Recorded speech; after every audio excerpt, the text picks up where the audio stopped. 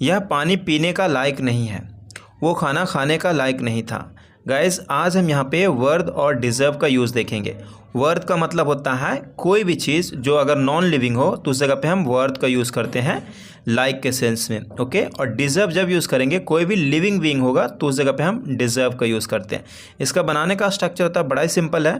पहले हम वर्थ का देखते हैं, सब्जेक्ट, उसके बाद इज़, एम आर, वाज, वर, जो भी होगा हेल्पिंग वर्ब वो रखेंगे, उसके बाद वर्थ रखेंगे, उसके बाद आपको वर्ब का फोर्थ फॉर्म लगाना है, या फिर कोई सिंपली नॉन होगा तो नॉन रखेंगे, या फिर उसके बाद भी नॉन आ सकता है। सेकेंड स्ट्रक्चर है यहाँ पे subject do does not deserve, उसके बाद कोई भी ऑब्जेक्ट होगा उसे रखेंगे, ओके। तो आइए कुछ एग्जांपल्स देखते हैं जिसके माध्यम से आपको क्लैरिफिकेशन और भी हो जाएगा, ओके। जैसे यह पानी पीने का लायक नहीं है तो आप कहेंगे this water isn't worth drinking, वो खाना खाने का लायक नहीं था।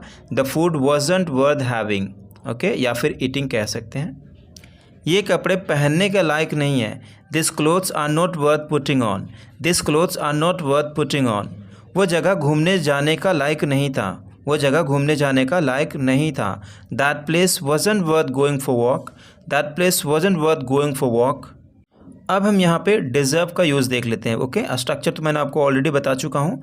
तो यहाँ पे बड़ा ही सिंपल है गाइस। आप अगर कहते हैं तुम मेरा दोस्त के लायक नहीं हो तो कहेंगे you don't deserve my friendship, you don't deserve my friendship.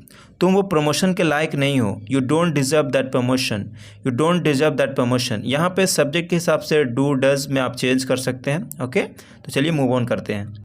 The next one is make do with. Make do with का मतलब होता है से काम चलाना, किसी चीज़ से काम चलाना, ओके। उस जगह पे आप मेक डू विद का यूज़ करेंगे।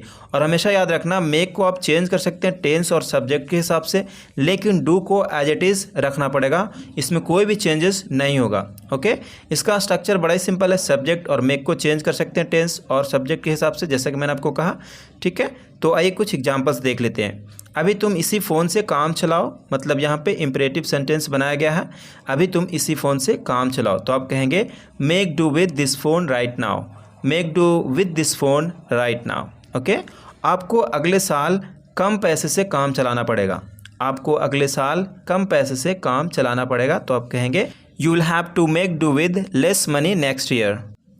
इकोनॉमी बहुत ही ख़राब है, हमें अरुण से ही काम चलाना पड़ेगा, हालांकि वह बहुत ही स्लो काम करने वाला है।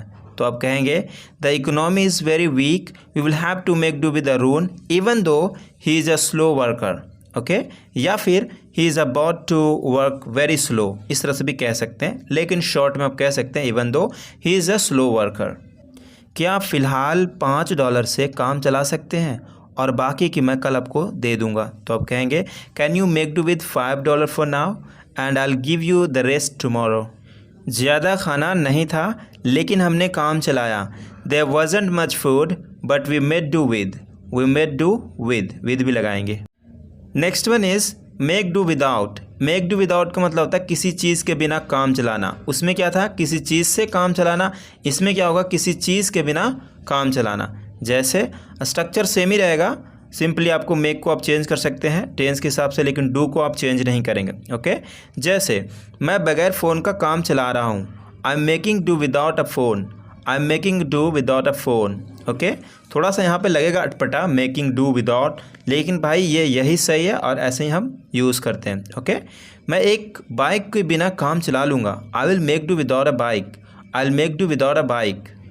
मैं तुम्हारे बिना काम चला सकता हूँ, I can make do without you, I can make do without you.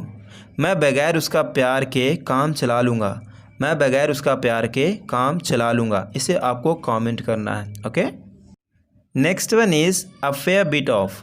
A fair bit of का मतलब होता है अच्छा खासा, ठीक है। उस जगह पे आप अ फेयर बिट ऑफ को यूज़ कर सकते हैं। इसका स्ट्रक्चर होता है सब्जेक्ट हैव, हैज़, या फिर हैड पास्ट में, विल हैव फ्यूचर में, उसके बाद अ फेयर बिट, उसके बाद कोई भी नॉन होगा, ऑब्जेक्ट होगा, उसे रख सकते हैं।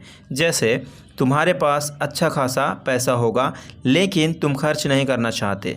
तो आप कहेंगे you will have a fair bit of money, however you don't want to spend, you don't want to spend.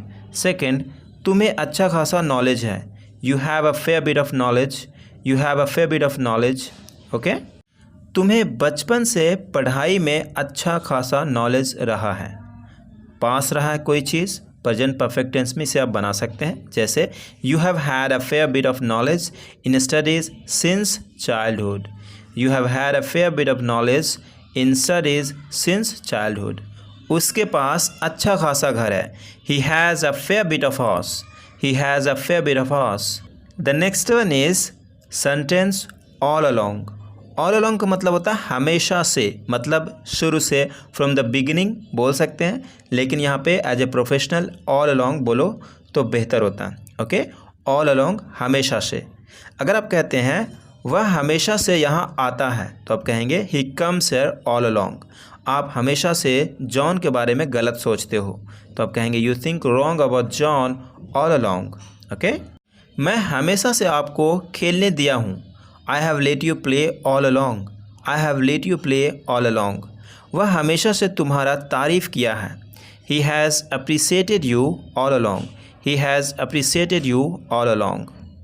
मैं हमेशा से आपको खेलने दिया हूँ। I have let you play all along, लेकिन सेकंड वाला आपको कमेंट करना है एज ए होमवर्क। ओके, मैं हमेशा से आपको पैसे दिया हूँ। मैं हमेशा से आपको पैसे दिया हूँ, इसे आपको कमेंट करना। Okay, thank you so much guys, thank you so much for watching this video. Please stay connected and stay awesome. मिलते हैं अगली वीडियो में।